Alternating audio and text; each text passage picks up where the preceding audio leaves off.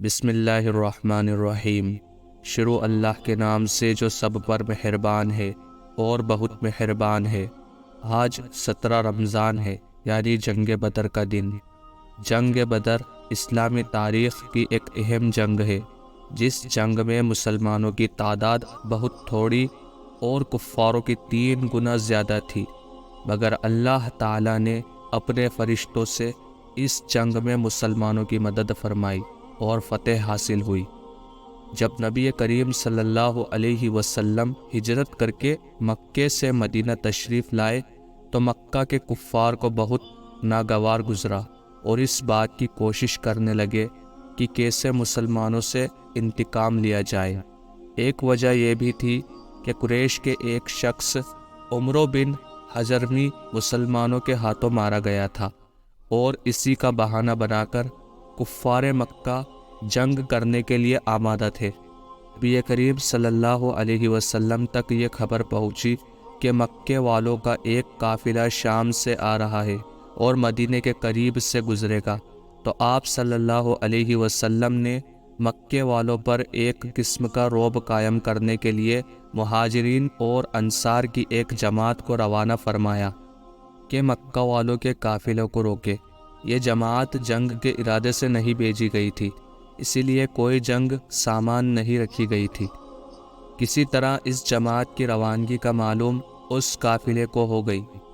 اس قافلے کے امیر ابو سفیان، جو فتح مکہ کے موقع پر مسلمان ہوئے تھے، خبر پاتے ہی ابو سفیان نے اپنے قافلے کو دوسرے راستے سے مکے کی طرف بڑھے اور ساتھ ہی ایک شخص کو مکے کی طرف تیز رفتار سے بھیجا تاکہ کوئی مدد مل سکے۔ مکے میں جب یہ خبر ملی تو ابو جہل نے فوراً 1000 کی فوج تیار کی اور روانہ ہوا۔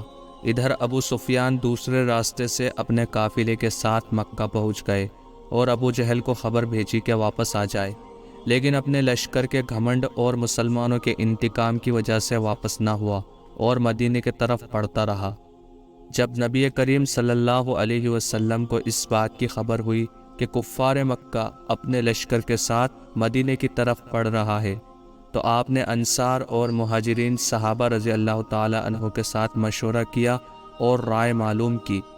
حضرت ابو بکر صدیق رضی اللہ تعالی عنہ، حضرت عمر فاروق رضی اللہ تعالی عنہ اور مقدار رضی اللہ تعالی عنہ بڑی ہی بہادری اور شجاعت سے جواب دیا اور کہا کہ ہم ان بنی اسرائیل کی طرح نہیں ہیں جنہوں نے موسیٰ علیہ السلام سے کہہ دیا تھا کہ تو اور تیرا رب دونوں جا کر لڑو، ہم تو یہیں بیٹھے تماشا دیکھیں گے۔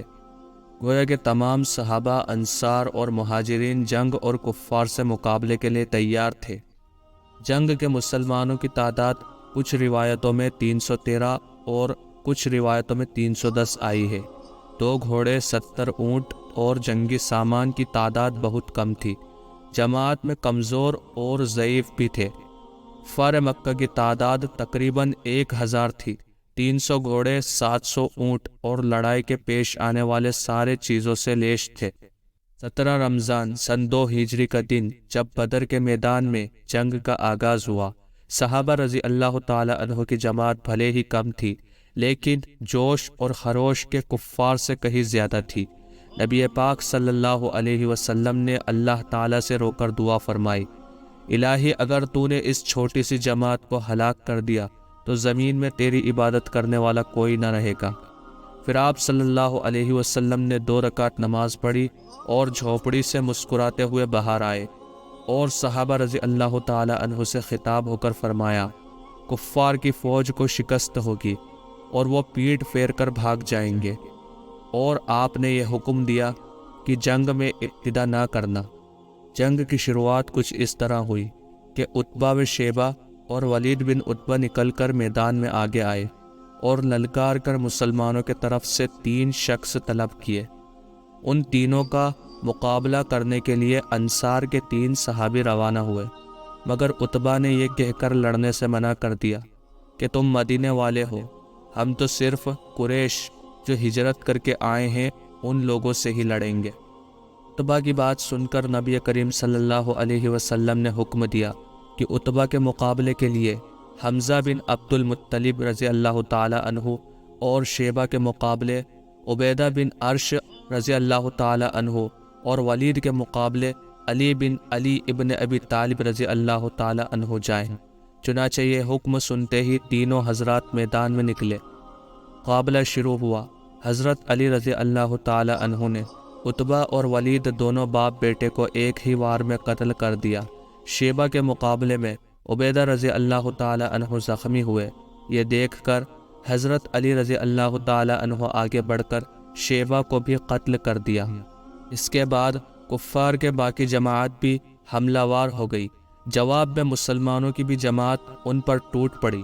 بعض روایتوں میں آتا ہے کہ نبی کریم صلی اللہ علیہ وسلم نے صحابہ رضی اللہ تعالی عنہ سے فرمایا، جبریل علیہ السلام ایک شخص کی شکل میں بڑی بہادری سے لڑ رہے ہیں۔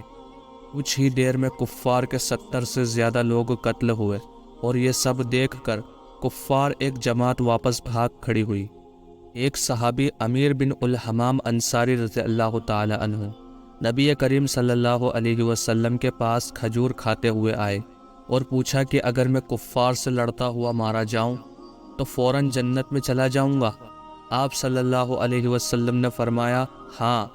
وہ اسی وقت اپنے ہاتھ سے باقیہ کھجور پھینک کر تلوار کھینچ کر دشمنوں پر جا پڑے اور لڑ کر شہید ہوئے۔ ایک نوعمر انصاری معاذ بن عمر رضی اللہ تعالی عنہ کا مقابلہ اچانک ابو جہل سے ہو گیا۔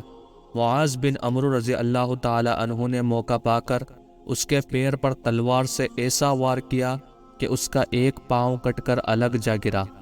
اس کے بعد انصار کے ایک دوسرے نوعمر صحابی نے ابو جہل کے قریب جا کے اپنے تلوار سے ایک ایسی ضرب لگائی کہ وہ لہولہان ہو کر گر پڑا۔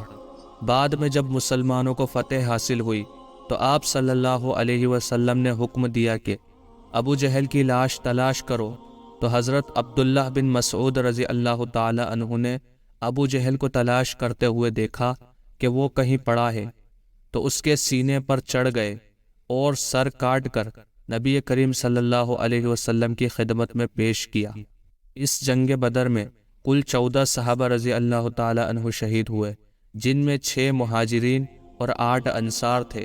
شہیدوں کو وہیں دفن کیا گیا، اور اس طرح مسلمانوں نے جنگ بدر کو فتح کیا۔ اللہ تعالی ہمیں اور ہماری نسلوں کو بھی دین کے لیے لڑنے کی اور دین کے لیے قربانی دینے کی توفیق عطا فرمائے۔ دین کی صحیح معلومات قرآن اور حدیث کے پڑھنے اور سیکھنے سے حاصل ہوگی انشاءاللہ۔ اللہ تعالی آپ کا اور ہمارا حامی اور مددگار ہو، آمین۔